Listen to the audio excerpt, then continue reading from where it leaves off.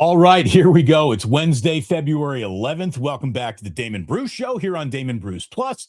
Hit like, hit subscribe, all of those good things. Thanks so much for being a part of this once again. And if you're brand new here, welcome for the very, very first time. We begin by thanking Ike's, as always, one of the official sponsors here of the Damon Bruce Show. Love you, Ike. You're going to love Ike's. Sign up for that Love Rewards program. Start eating your way towards free, delicious sandwiches. Get chips, get drinks, get all the good stuff that you want when you are officially getting down at lunchtime. And I suggest you make this lunchtime your next time you head to Ike's, or your very first time. My goodness, it is fantastic. Our friends at the Dubliner, we love you, Dubliner. Thank you so much for sponsoring the channel. And we've got our friends over at Sleeper. Let me tell you right now, at Sleeper, you can get a $100 deposit match up to $100 when you use promo code Damon. You can use the link that is right in the top of this very description of this video that you're watching right now. And Sleeper now has team plays. You can make team picks. You like the Warriors tonight against who are they playing tonight? Who the Warriors got on there? They got the San Antonio Spurs. That's right, coming into town. It's not just about parlays anymore. You got the best daily fantasy app out there. You've got incredible odds that you can cook up for yourself with your player parlays, but now you can have straight up team picks over at Sleeper. So check that out, and thanks everyone for being here. And it's officially time that we see fewer 49ers involved in incidents that are involved in gunplay. My goodness, some details coming out about Keon White, which we talked about yesterday a little bit, and it was just under the premise of, look, nothing good happens after 4 a.m. Quit chasing the night. This is good advice from Uncle Damon. Don't chase the night. There's another one coming tomorrow.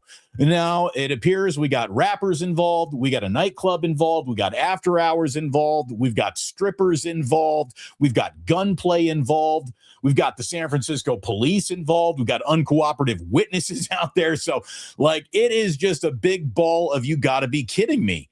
You know, like, if you're not going to help the police investigate your own shooting, honestly, you deserve to be shot in the other ankle, as far as I'm concerned. But look at this.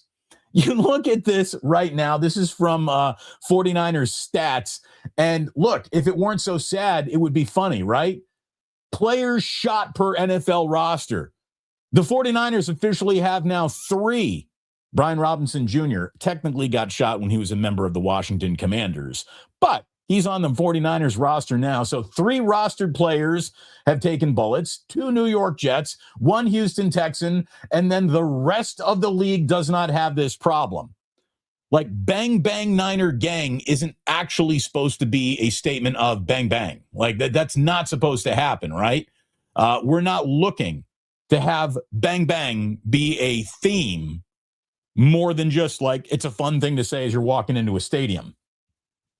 More details are out today than we had yesterday. Here we go.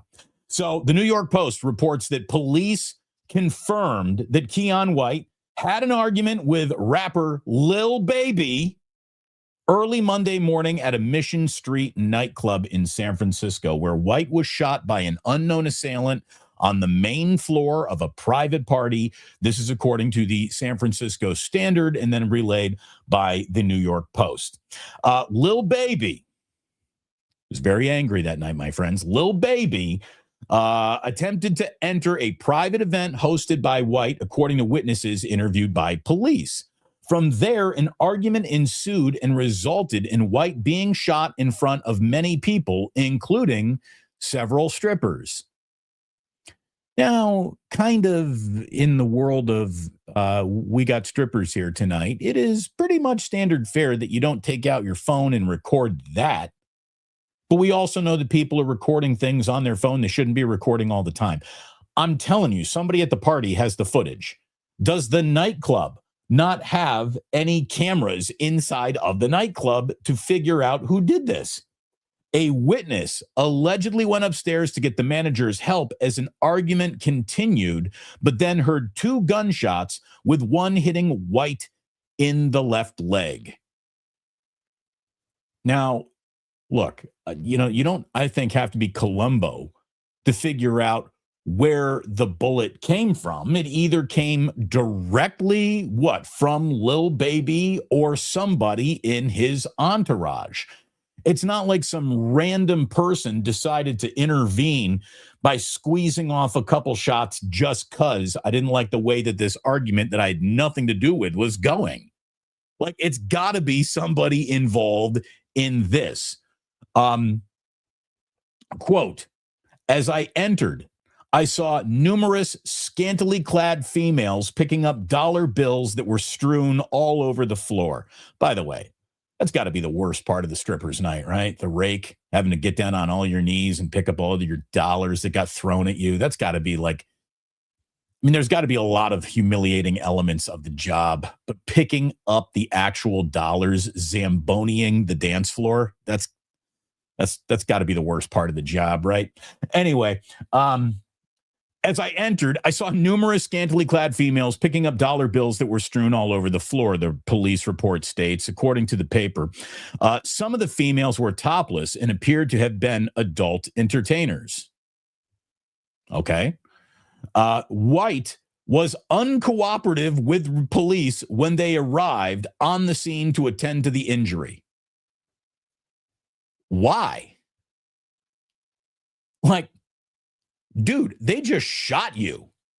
Nothing in the world of social interaction could possibly, relay the message, I think of you a disposable bitch, than shooting at you. Like, who is Keon White protecting? The code of the street says no snitches. Dude, what are you kidding me? Like, somebody wanted to come to your party, you said no, and they shot you. Like, drop your street code bullshit, dude. Again, if you're uncooperative with the shooting investigation into your own shooting, you deserve to be shot again. You really do. You really, really do. If I were the 49ers, I would cut him based on that element of the report alone. You're uncooperative with local police investigating? That is some you were raised wrong nonsense right there. Okay? And then Red Jet saying, snitches get stitches. You're getting your stitches anyway. You have to have ankle surgery. You didn't need to be a snitch to get your stitch. As a matter of fact, they thought of you such a bitch that they shot you. What could be more disrespectful than that? What violates the code of the club more than I squeezed a round off on this punk? I mean, good God, who are you protecting? At that point, what are you going to do? Release your own rap song about how tough you are? Like, dude, it's insane. So, first of all, you're not cooperating with police. Second of all, is there video in this club? Is this an actual strip club? What strip club is in the Mission? I can't think of it. Now, just because I can't think of it doesn't mean there isn't one there. But like, all the strip clubs that I know about are on North Beach or on Howard there next to the convention center. There's some underground strip club. All right. Fantastic. Well, don't they have any video? Are they protecting these women or the safety of the situation in any way? There's nobody in the club. How do police responding to this situation just start letting people out of the club without checking phones? We need names. We need phones. And look, just by process of elimination, again, it's got to be either Lil Baby himself or somebody in his entourage. I mean, I'm not a detective, but sometimes circumstantial evidence should lead you in the direction of an investigation. And again, how about picking up Lil Baby and putting him behind bars until he talks? There you go. We're just going to sit you here until you start cooperating. I mean, is this just going to seriously float away like a balloon in a park? We let it go and it just floated away. Nobody wants to talk about who let it go. This is unacceptable. I mean, reckless endangerment at best, attempted murder at worst, right? I mean, There is no element of gunplay that should just be like, party got a little wild. Now, when bullets start flying, everything gets deadly serious.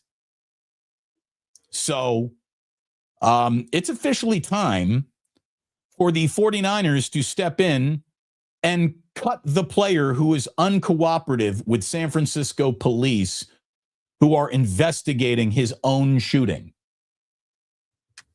Yeah, seriously, they should have denied him medical attention until there was an element of you're going to cooperate here, right? It's embarrassing.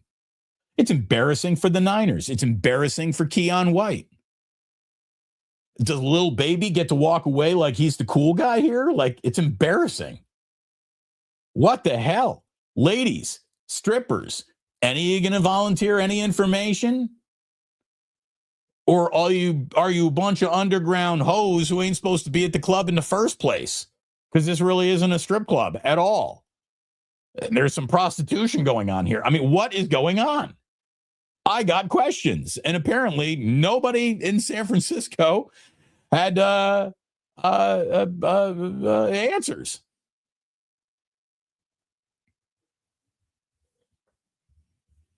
Tom says, is Keon White part of a gang? Is that why he's quiet?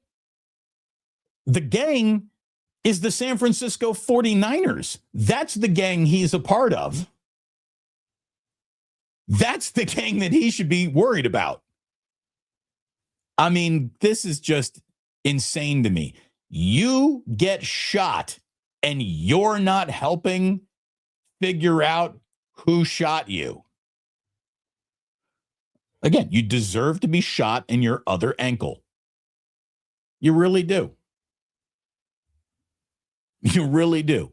And this is, again, a graphic that needs to go away. Ricky Pearsall was not a target of random violence. He was targeted. He was stalked from a card signing show to downtown and shot for what? His watch, his Jordan something, something he had on that someone wanted. I think it was his watch. He was targeted. He was pursued. And he was shot in broad daylight in downtown Union Square. But it was no random act of violence. Is this a random act of violence?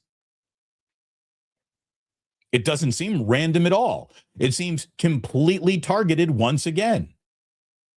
Here's what I want to know. Which one of those strippers was Lil Baby's girl? That's the real question. That's who was Lil Baby there to either see or rescue from the moment, because it wasn't like I need to get into this after hours strip club. I'm a rapper and it's tough for me to get access to strippers. As a matter of fact, if you're a rapper, I'm guessing the stripper availability is rather large. So there is some personal connection that is going on here. Do Keon White and Lil Baby have beef historically? I don't know. I would have some of these answers already if I were leading this investigation. San Francisco police, get on it. Good God. Anyway, when the rallying cry is bang, bang, Niner gang, this is not what anyone means. Okay, this has got to stop. It's not good for the team's reputation. It's not good for the city's reputation. It's not good for players' reputations. Getting shot certainly isn't good for your career in any way, shape, or form. Like, what the hell? Okay. So, now, this is not going to be the longest show we do this week. There's not a lot really happening because, from the NFL, we saw Klint Kubiak actually get introduced by the Raiders. It is the Raiders' annual introduction of their head coach. It feels like a nearly, like every summer solstice, it comes around again. Here we are meeting another Raider head coach almost every single season since they've moved to Las Vegas. But I got to tell you, Klint Kubiak handled his coach introduction presser very, very well. He seemed very well prepared. He was ready to go in front of the assembled media. The amount of people that the Raiders put up on the dais is just ridiculous. Like, here's every great living Raider to support the moment. Like, just enough of that. Stop getting high on your own supply. The best thing that Klint Kubiak did was explain to everybody that words at this point are freaking meaningless. Like, he's not there to make any promises other than he said, words don't matter. We need to earn back the trust of this fan base. And he's totally right about that. If you're a Raider fan, you've been misled by empty bullshit promises, coach after coach, season after season, town after town. Nothing ever changes. Remember, one of the reasons why the Raiders were uncompetitive is because they didn't have a stadium that was generating the revenue needed to turn around and invest in the team and blah, blah, blah, blah, blah. None of that exists anymore. None of that. There's no financial holdback on the Raiders' success at all. So, it's officially time to start pointing this in the right direction. I did. I like the Pete Carroll hire. Got to admit, I was wrong about that. I thought he was going to change the culture. He actually made it worse. Nobody had that on their dance card.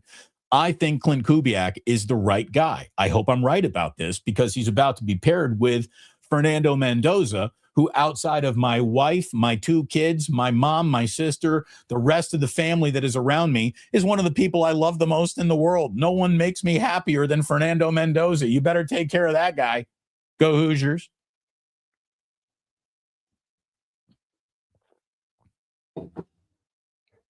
The other thing I want to talk about today is if the NBA All-Star Game was cut down and there was no one to hear it, would it make a noise? In my entire life, I have never seen less attention paid to an NBA All-Star game. And we understand that we're on a descending slope here. Like, the interest in the All-Star game every year feels less and less and less. It feels like this is the year it officially hit zero. Zero interest, zero curiosity. Let me just ask you these simple questions. Who's on the team? What's the format? How many teams do you think there actually are? Where is the game being played? Can you answer any of those questions without going to your Google machine to look them up? No one. This used to be working knowledge. If you ask me, where's the NBA All-Star game? I'd be able to tell you. What's the format? Well, it's East versus West. The only way it should ever be. Like, what are we doing? Why are you gimmicking up this game? Oh, because players don't even try anymore. Well, that's a shame because I used to watch Kobe Bryant, the murderer, go out there and try and kill guys in the All-Star game. That's when it mattered. This does not matter. And there is no incentive for any player to come out and play hard at all. It's like the league has decided that this is going to become a prideless moment. It's really weird. Who's the favorite in the slam dunk contest? Can you even name a player in the slam dunk contest? Because that's been devalued drastically from where it was at the heights of its importance in American sports society. Has there ever been an NBA All-Star game with less buzz, less buildup, less hype, less interest? By the way, it's not like it's happening in some far away remote location. It's going to be the Inuit Dome where the Clippers play down in Los Angeles, showing off the bells and whistles of this, very interesting looking stadium. Nope. No, not a lot of interest there. Where is inside the NBA? So Colin Cowherd did this segment about, a month ago, before the Super Bowl train left the station. And it actually got some Charles Barkley backlash. And that Charles Barkley quote from the backlash of pushing back against the, inside the NBA is hard to find anymore, is the only time I've heard about inside the NBA all season long. Inside the NBA, when it was on TNT, used to be omnipresent. It felt like it was on my TV all the time. It felt like it was part of the discussion around basketball all the time. It felt like it was the number one communicator the league, the sport, had with its audience. Inside the NBA went from mattering an awful lot and being hailed as one of the best studio shows sports has ever produced to non-existent. Leaving TNT might have brought the NBA more dollars with their new streaming packages and their new sources of income, but boy, it didn't do anything to affect the actual public profile of the league other than ruin it. Totally ruin it. I mean, it is.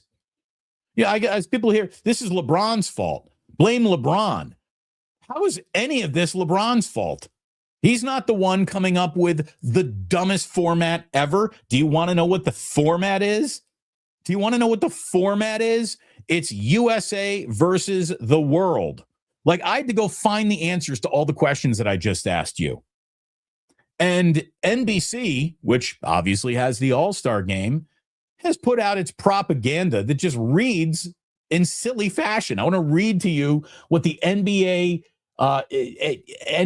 story is on the NBA All-Star game. By the way, it is the 75th All-Star game. You'd think on that alone, it would be getting more hype. The 75th All-Star game. I remember when the 50th All-Star game happened 25 years ago, and they brought all the guys together, and they gave all the living Hall of Famers members and blah, blah, blah. I mean, like, okay, so NBC says the hype is huge and the star power epic for the 2026 NBA All-Star game.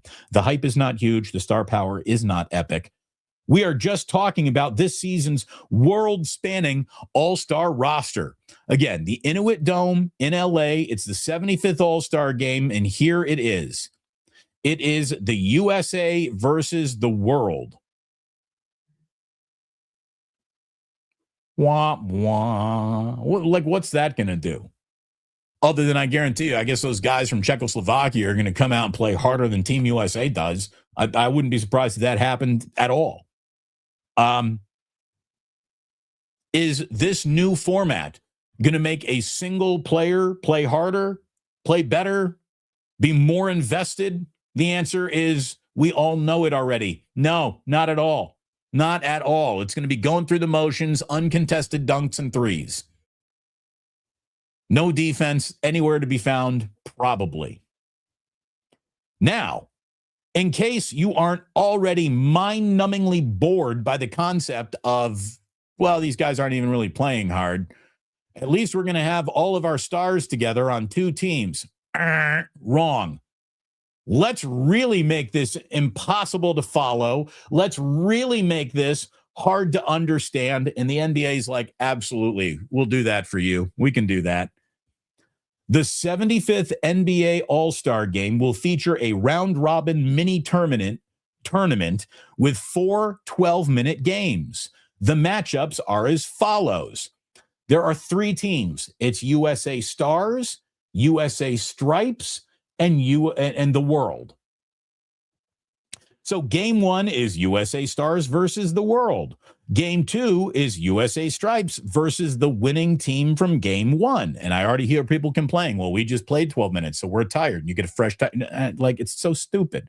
Then game 3 is USA Stripes versus the losing team of game 1. Game 4 is the All-Star Championship, where the 2 top teams from round robin play will actually meet each other to decide who is the winner. Are you already completely bored with that? Have you lost interest? Are there too many moving pieces to follow? The answer is yes, yes, yes, and yes. This is so stupid. If all 3 teams finish 1-1 after the round robin games, the first tiebreaker will be point differential across each of the team's 2 games. Again, has everyone already tuned out? Of course you have. This is ridiculous. Cancel the NBA All-Star game. No one gives a fuck, mostly the NBA All-Stars. It's stupid. It's the only sport who uses its showcase weekend to piss fans off and gain less interest. The NBA All-Star game has become a bad product for the NBA. The NBA's best product other than the games was Inside the NBA, which has vanished completely on ESPN. It is gone. The way I stumbled upon out of market, Warriors weren't in it. I'm just watching TV tonight is I used to flip around. Hey, I'm in the last 3 minutes of an NBA game. It's a tight game. I'm going to stick around to see how it plays out. Let's see what's going on here. When I'm flipping around, I'm not flipping on Peacock. I'm not flipping on Amazon Prime. There's no flip back. One of the things that brought me to the NBA the most is now totally unavailable because I'm not coming off my streaming TV service to go poke around Amazon Prime or Peacock or wherever the game may be now. It's ridiculous. It's absolutely ridiculous. It's not like, well, I'm just stumbling around my channels. I came across TNT. It's a Tuesday night, and here we go. We got some NBA action.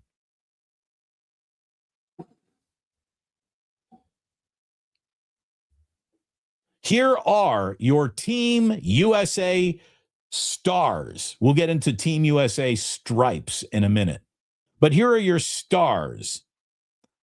Scotty Barnes, Devin Booker, Cade Cunningham, Jalen Duren, Anthony Edwards, Chet Holmgren, Jalen Johnson, and Tyrese Maxey. I mean, who's not putting down big dollars to watch those guys? I mean, there's a lot of talent there, let's be honest, but not a lot of star power. Now you go to Team USA. Well, now you got Jaylen Brown, Jalen Brunson, Steph Curry, who is injured and will not play, Kevin Durant, Brandon Ingram, LeBron James, Kawhi Leonard, Donovan Mitchell, and Norman Powell. So there's an awful lot of name power on that team. Probably should have spread it around a little bit more to the other team. The team world is Giannis, Denny Advia, Luka Doncic, Shai Gilgeous-Alexander, Nikola Jokic, Jamal Murray, Alperen Sengun, Pascal Siakam, Karl Anthony Towns, and Victor Wembanyama. I'm going to bet the world to absolutely skin those other two teams alive. And what will that do for the NBA? Look at these guys who are excited to be here, appreciative of having this opportunity, and they're going to play harder than these guys from America who officially now, because it's cool to not give a shit, don't give a shit. Team World is going to run away with this. Team World's got size that neither of these other teams even have. Team World is going to out-rebound everybody but Chet Holmgren, who for his size is not like the great rebounder that he should be. But it's just, no Steph Curry. Ugh. Now, if this is bad for the NBA right now, and believe me, it is. If this is bad now, wait until LeBron retires. Wait until Steph retires. Wait until Kevin Durant retires. Then what do you got? I'm telling you, the NBA, its new TV deal might be minting money for this league, but it is at a crisis point right now. I really think this. Like, load management is a nightly story. We got guys in their early 20s being load managed like they're 15-year NBA veterans with sore knees. It's ridiculous. Teams are removing players from fourth quarters to now lose games on purpose. The amount of tanking that is going on is absurd. The NBA has a serious problem. The season is too long. Too many guys get hurt. Way too many guys are soft to begin with. And even though the league is now officially in more places than ever before, it's harder to find than ever before. Games that are on streams aren't stumbled upon by accident. This was the ultimate flipping around, flip back league. You don't need to watch every minute of an NBA game. I'm over here, I'm over there, I'm click, click, click. Going to watch a little of this, going to come back here. We'll watch the end of quarters, watch the end of the half, watch the end of the game, obviously. If it goes to overtime, we'll be all locked in on that, but it just doesn't happen. The NBA used to be like right here, easily. Flip, flip, flip, flip, flip, flip, flip, flip, flip, flip, flip, flip. It's not easy to flip to anymore.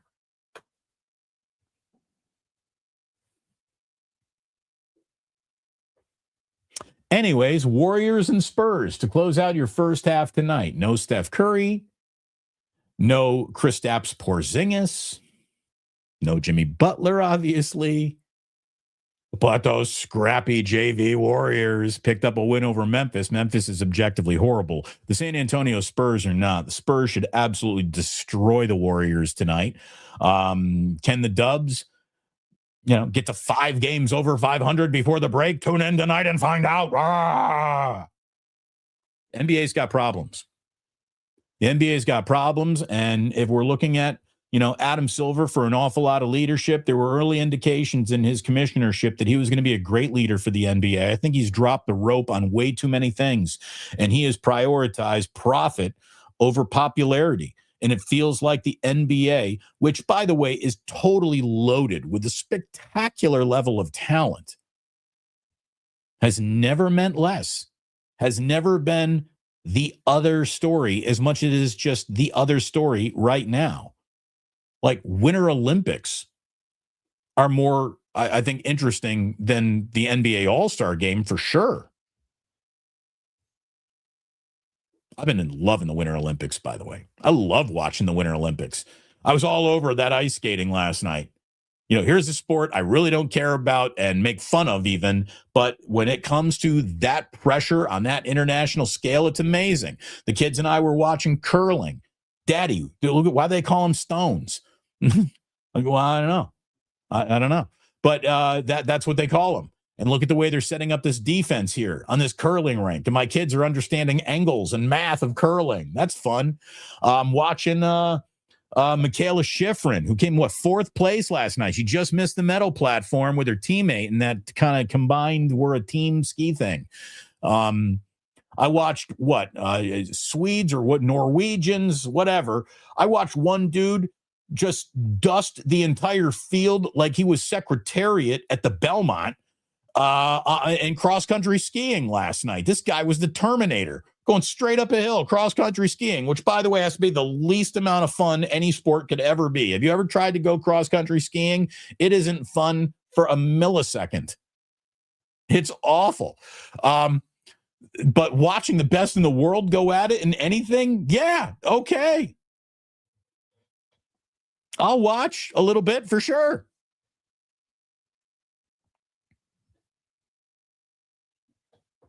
Red Jet, I did see this.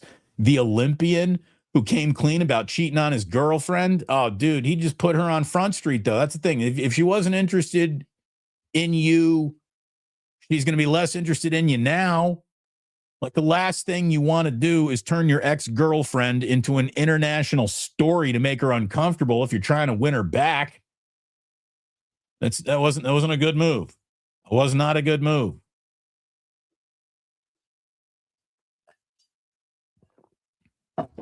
I love the Olympic. The weirdest thing, though, has got to be two-man luge. Like, luge itself is crazy. But like with the two-man luge, the two-person luge, that's crazy. Imagine just, like here I am, I'm luging. Now what are you going to do to up the ante over here? Well, I'm going to luge on top of Steve. My buddy Steve is underneath me here on the luge. By the way, he's got to be doing all the work. What are you, the guy laying on top of the other guy's just laying on Steve. What's going on there? That's a weird sport. I'm ready to move into a little bobsledding. I think I've had it with luge. Skeleton, that's nuts. Luge, face first. Cheers. Sips of the day, definitely in effect. Good news, no torn... no one needs Tommy John surgery after one day of pitchers and catchers reporting in Scottsdale. That's good news. I see Corbin Burns already has like a broken hand for the Arizona Diamondbacks, so that didn't last very long. He basically shows up and breaks his hand. So everybody stay healthy. Everybody stay healthy. What do we got here? Terradome helping us out here. Female skeletons, the way to go. See Italy. Trust me, fellas. Those are some skin-tight suits. That Jello's jiggling. There was one guy who absolutely was like not a streamlined, ripped loser. He was from America, and he looked like Shane Gillis, basically doing luge, stuffed into a skin tight suit.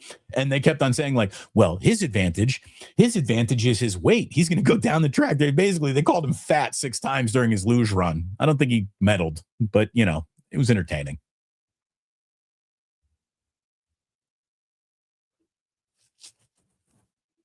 All right. The speed skating is nuts. I agree with you. Got JT saying speed skating's nuts. The speed skating's nuts when either it's like the Apollo Anton Ono short track, you got a million people out there, it kind of looks like roller derby. That speed skating nuts. The other thing that's speed skating nuts, where it's just one-on-one on the really big track, and you got like 10,000, 50,000 meter races, like they're skating as hard as they can for like 8 minutes. It's got to be grinding. Let's go. I love the Olympics. By the way, worst Olympic cauldron ever. I know it's got a whole bunch of like it grows and whatnot, like the thing that your science teacher used to be like, look at this, it opens up, it closes. It's like, look at that. But the fire needs to be bigger. The flame of the cauldron has to be the X marks the spot of the cauldron, not the neon light collapsible thing around it. But I think Italy's done a nice job so far with these games. The mountains, those Alps are freaking gorgeous. You can watch those skiing competitions all day long just for the backgrounds. And the real star of all of it is the drones that they now deploy to film this stuff. We are getting video game level angles on some of these. Watching these skiers go downhill from a drone right behind them, it gives you a sense of speed and descent, and it's fun. I like it. Give it to me, baby. Give me some Winter Olympics. All right. Are you ready for a little day in history? Let me see. I got to look this. I didn't write it.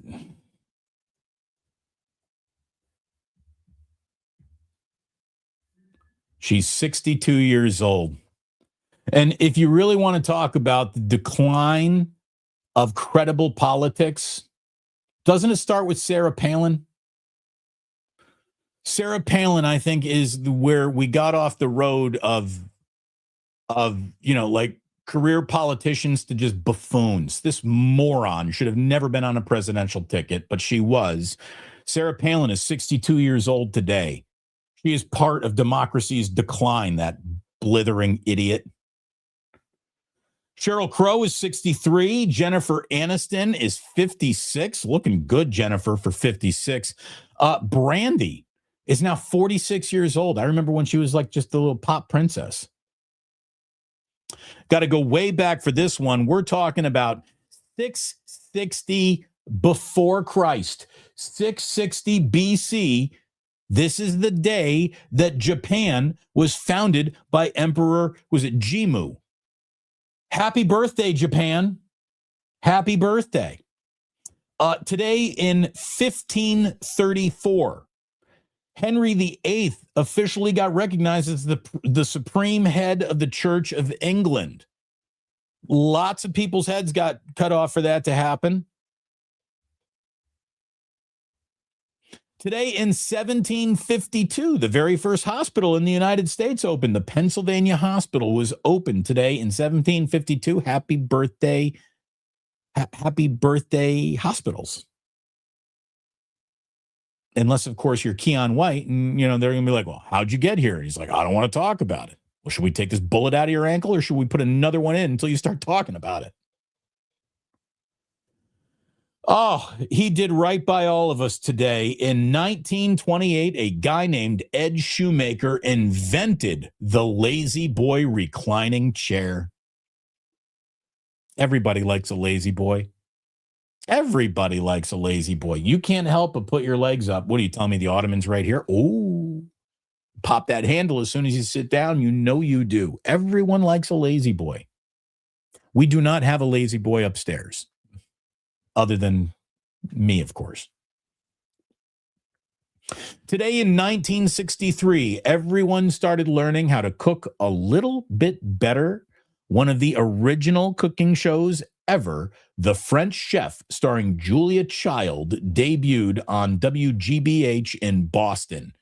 And when you think about public access television, basically the only thing they got on public access television besides Ken Burns documentaries are freaking cooking shows. PBS is got to be 3/4 cooking shows. And I'm all for it. I'm all for it. I've learned an awful lot watching cooking shows in my life. It's like calming for me. I like to watch a cooking show. Ooh, what are we going to make, a casserole? Sure. Let's find out how to do that. I'm a down with cooking shows, man. And Julia Child was just a badass. Total badass. Speaking of total badasses, today in 1990, two well-documented had badass things happen to them. One good, one not so good. The first is Nelson Mandela, one of the world's all-time badasses, was let out of prison after 27 years. He was guilty of calling out apartheid on its bullshit. Nelson Mandela released from prison today in 1990. Also, same day, 1990, we talked about Happy Birthday, Japan. This happened in Tokyo. Today in 1990, Mike Tyson was knocked out by James Buster Douglas in what has to be the single biggest boxing upset of this or any other lifetime. I remember vividly sitting in the living room with my father, who was in his lazy boy, by the way. Ron Bruce had a lazy boy in the living room. But he was in the lazy boy. I was on the couch, and we could not believe what we were watching. Could not believe it. Mike Tyson showed up with like 4 dudes to work his corner who were just clowns. They didn't have any of the tools that a corner or a cut man need. They literally, as Mike Tyson is getting beat in by James Buster Douglas, they didn't have the eye swell to push all the accumulating swelling out of the eye. They had a rubber glove that they put, like a Howie Mandel rubber glove that he would use in his comedy act. They had a rubber glove that they put ice cubes and cold water in, and they're smushing it into Mike Tyson's eye. And it was obvious, like, oh, no one is taking this seriously tonight except James Buster Douglas. He took that serious as hell, and he knocked Mike Tyson the fuck out. It was unbelievable. Like, when we talk about that was not supposed to happen, Indiana winning a national championship in football and James Buster Douglas knocking out Mike Tyson are almost on the same level.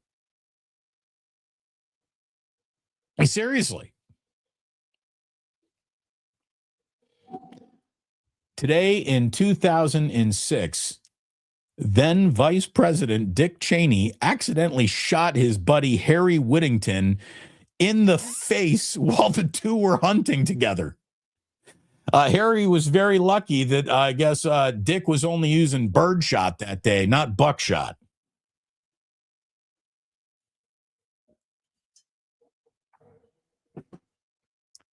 Finally, we wrap up on a day one of the great voices we ever heard was silenced. Today, in 2012, Whitney Houston died drowning in a hotel bathtub. Heart disease, cocaine found in her system, obviously was a big part of why she ain't here no more. Bobby Brown was not good for Whitney Houston. She loved him. She loved him. She loved crack, and he, I think, gave it to her. Poor Whitney. Poor Whitney Houston. She'd still be singing today. She'd still be singing today. And that's all we got, folks. Yosh saying, DB, can we get a Mike Tyson impersonation? I don't do a lot of Tyson impersonations. I don't really have a Tyson. Yeah, I guess it would sound like Ralph, right? What's the big difference between a Mike Tyson impression and a Ralph Barbieri impression? But maybe you make Ralph a little bit more lispy. I remember just talking to Jim Gray. What do you asked about the most? Mike Tyson, I broke my back. You broke your back? Yeah, spinal.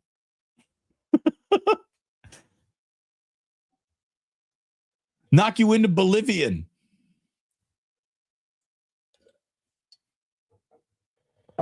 Spinal. What's wrong, Mike? Spinal. That's it, kids. Thank you so much for tuning in today, hanging out with me. What a pleasure it is to hang out with you. We got good friends all over here. Thank you very much. CJ McCollum using the spinal line was pretty great too. Spinal. When anyone asks you how you doing today, be like, my back hurts a little bit. Oh yeah, what's wrong back there? Spinal. That's something else. Folks, thank you very much for tuning in. Appreciate you always. Eat it, Ikes. Go to the Dubliner West portal. Check out Sleeper. Now you can just take Team Straight Up over there. Thank you straight up from me for coming over here and hanging out once again today. And please do remember that sports don't build character. They reveal it. And like that, he's gone. Bang, bang, Niner gang. It's a bumper sticker, not an instruction. Stop getting shot.